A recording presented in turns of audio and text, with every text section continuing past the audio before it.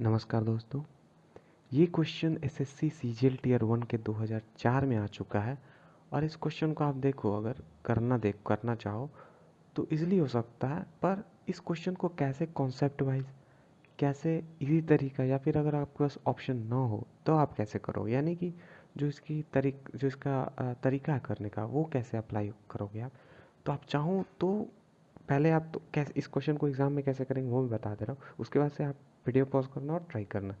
तो एक sum of money become 8 times in 3 year, कोई एक अमाउंट है, समझो कि एक है, तो ये 3 साल के बाद 8 हो जाता है कंपाउंड इंटरेस्ट पे।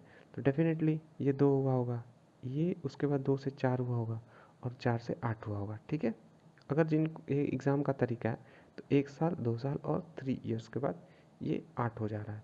तो हमें क्या पूछ रहा है, the rate interest per annum, 1 साल के बाद कितना बढ़ रहा है, 100% बढ़ रहा है, क्योंकि 1 से 2 हो जा रहा है, 1 साल बाद।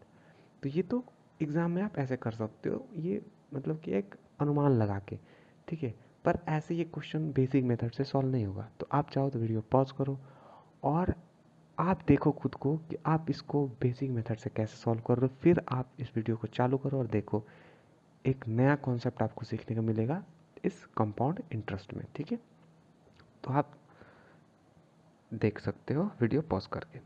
ठीक है, तो उम्मीद है आपने कर लिया होगा। चलो वीडियो स्टार्ट करते हैं अब यहाँ से। तो बोल रहा है क्या कि कोई अमाउंट है जो कि 1 से 8 हो जाता है, कितने सालों में, 8 टाइम्स हो जाता है 3 साल में। The rate of interest per annum find करना है। जो सी आई होता है, सी आई कंपाउंड इंटरेस्ट, वो बेस्ड होता है जियोमेट्रिक प्रोग्रेशन पे। जियोमेट्रिक प्रोग्रेशन क्या होता है, जियोमेट्रिक प्रोग्रेशन होता है जिसमें जो नंबर्स हैं वो एक कंसिस्टेंट मल्टीपल या फिर डिवीज़न के रूप में बढ़े। यानी कि 2 से अगर किसी चीज़ में इंटू हो रहा है, 2 से 4 हो रहा है यहाँ पे, तो ये अगेन 2 से इंटू होगा और ये 8 होगा, ये अगेन 2 से इंटू होगा और ये 6 हो जाएगा।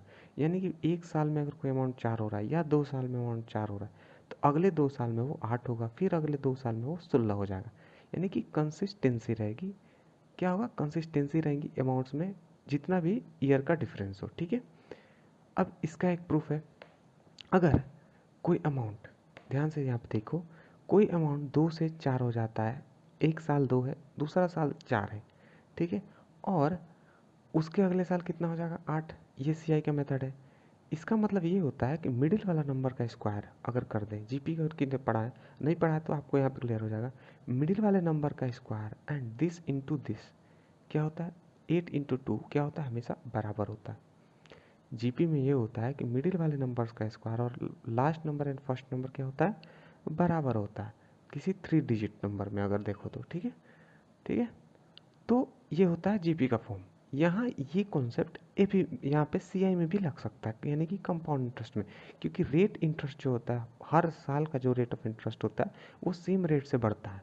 तो यहाँ पे हम सीआई भी में इसको अप्लाई कर सकते हैं।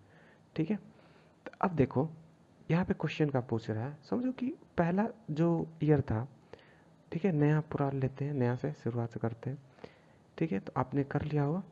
देखो पहला जो अमाउंट था वो एक्स था, समझो कि दूसरा अमाउंट क्या हो गया, एक्स, यहाँ से बढ़ के एक्स हो गया पहले साल, दूसरा साल वाई हो गया, हमें तीसरा साल दिया हुआ है कि 8x हो गया, यानी कि यहाँ से 3 साल बाद 8x हो गया। आप बताओ कि अगर हम इसको देखें या फिर इसको देखें, अगर इसको देखें तो क्या हो जाएगा, X square is equal to Y हो जाएगा। इस हिसाब से अगर आप इसका स्क्वायर करोगे, this into this, X square into equal to Y into 1, तो यहाँ पे लिख दिया मैंने। ठीक है, अब आप यहाँ पे अगर एक्स का वैल्यू फाइंड कर लें हम, तो हमें मालूम चल जाएगा कि 1 साल का इंटरेस्ट कितना है। यानी कि एक्स का अगर वैल्यू मालूम चल जाए, तो अगर एक्स का वैल्यू यहाँ मालूम चल जाए तो हमें ये निकल जाएगा कि 1 साल का इंटरेस्ट कितना है। एक्स का वैल्यू कैसे पता चलेगा, यहाँ पे देखो, यहाँ पे अगर वाई स्क्वायर करेंगे तो क्या आएगा, 8x। सिमिलरली अगर वाई स्क्वायर करेंगे तो क्या आएगा, 8x। अब आप बताओ कि हमें क्या चाहिए, हमें किस चीज़ का वैल्यू चाहिए, हमें किस चीज़ का वैल्यू चाहिए, x का।